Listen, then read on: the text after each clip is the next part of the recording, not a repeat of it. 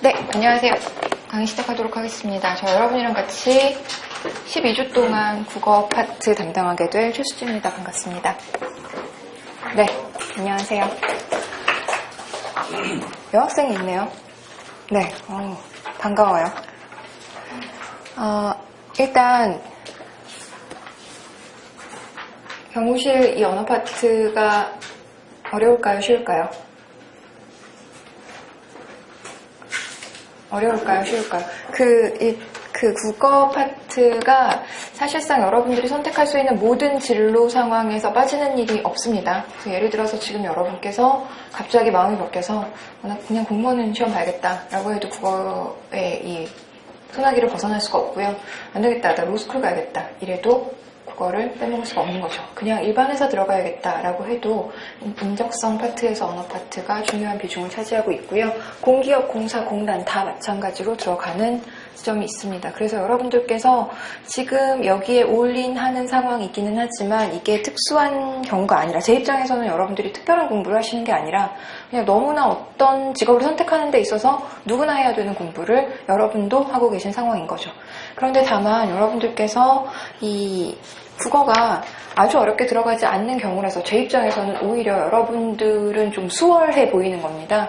훨씬 더 많은 양을 훨씬 더 깊이 있게 하셔야 되는 분들도 있거든요. 근데 그 사람들이 국어에 자신이 있어서 그 직장을 선택한 게 아니라 그냥 그걸 하고 싶은데 국어 공부를 엄청 해야 되는 경우들이 굉장히 많은데요.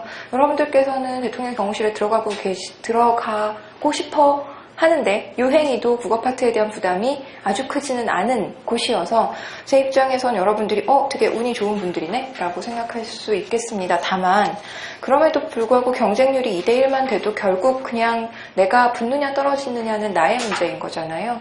그래서 공부를 열심히 하셔야 된다는 거예요. 이게 쉽다라는 말씀을 여러분들이 여러 군데서 들으셨을 텐데 그냥 쉬우니까 적당히 하면 되고 쉬우니까 살짝 하면 되고 쉬우니까 그냥 수업만 들으면 되고 라고 혹시라도 이거 비슷하게 생각하시는 분들이 계시다면 아무리 쉽건 어렵건 문제의 난이도와 무관하게 그냥 우리는 경쟁 상황에 놓여 있으니까 안타까운 얘기긴 하지만 상대적으로 잘해야 되는 거죠.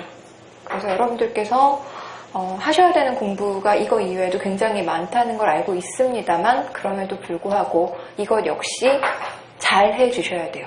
열심히 하는 것보다 더 중요한 건 잘하는 거죠. 그래서 여러분들께서 일단 저랑 같이 수업 들으면서 수업 시간에 한 내용들에 대해서는 완벽하게 이해하고 암기하셔야 된다라는 거 말씀드릴게요. 왜냐하면 제가 지금 여기 수업 들어오기 전에 밖에서 살짝 들었는데 이 친구들은요 굉장히 우직하게 공부 열심히 하는 친구들이에요. 이렇게 소개를 해주시더라고요. 그래서 진짜 그런가? 이런 약간의 의심이 들기도 하고요. 또 하나는 제가 공부하는 걸 별로 좋아하지 않는 사람이라서 저는 많은 양을 하려고 하지 않거든요. 가능한 한 최적의 양을 찾아서 가는 스타일입니다. 그래서 여러분들에게 한 1000가지의 공부를 가르쳐주고 자, 이 중에서 3개 나올 거야. 이게 아니라 그냥 가능하면 4개, 5개만 공부하고 그 중에 3개가 나오기를 원하는 방향으로 수업을 한다는 거죠. 즉, 수업 양이 적다는 거예요. 수업 시간에 다루는 내용이 그렇게 방대하지 않다는 겁니다. 그래서 여러분들이 수업 시간에 더 온전히 집중해 주셔야 되고요. 그 다음에 최대한 제가 여러분들의 공부량을 최소화시키는데 최선을 다할 터이니 여러분들은 저랑 같이 공부하시는 내용에 대해서는 완벽하게 숙지하시고 만약에 이해가 안 되는 부분이 있으면 어떻게든 해결하고 가셔야 돼요. 우리가 지금 국어 공부를 내려놓은 지 몇 년 되셨어요? 국어 공부를 더 이상 하지 않은 지 몇 년 됐어요? 몇 년 됐죠? 그쵸? 국어 공부한 시간이 많아요? 영어 공부한 시간이 많아요? 말도 안 되게 영어 공부한 시간이 훨씬 더 많죠. 문법만 따져도 어때요? 국문법, 영문법 어느 걸 더 많이 알아요? 영문법을 훨씬 더 많이 알아요. 그래서 여러분들이 그냥 일상생활에서 국어를 쓰고 그리고 적당히 맞춤법 알고 표준어 알고 이래서 특별히 더 공부할 게 없다고 생각할지 모르겠으나 실제로 시험을 준비하는 상황으로 국어를 공부하신 지 굉장히 오래됐기 때문에 여러분의 질문은 너무나 자기가 생각해도 말도 안 되고 자기가 생각해도 바보 멍텅구리 같은 질문이 나올 수밖에 없다는 거죠.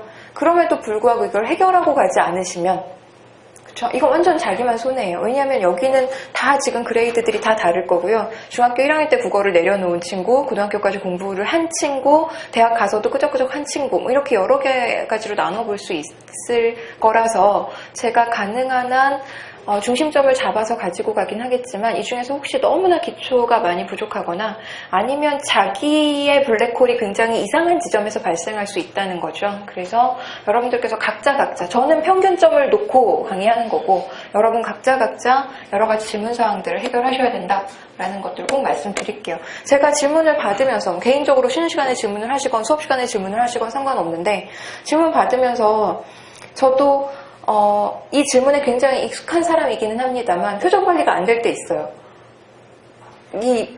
이게 도대체 한국인 맞아요? 뭐 이런 표정이 나오는 경우가 나도 모르게 있단 말이에요. 그럼에도 불구하고 그 모든 것들은 여러분들이 무릎 쓰셔야 되는 거죠. 뭐 어떡하겠어요.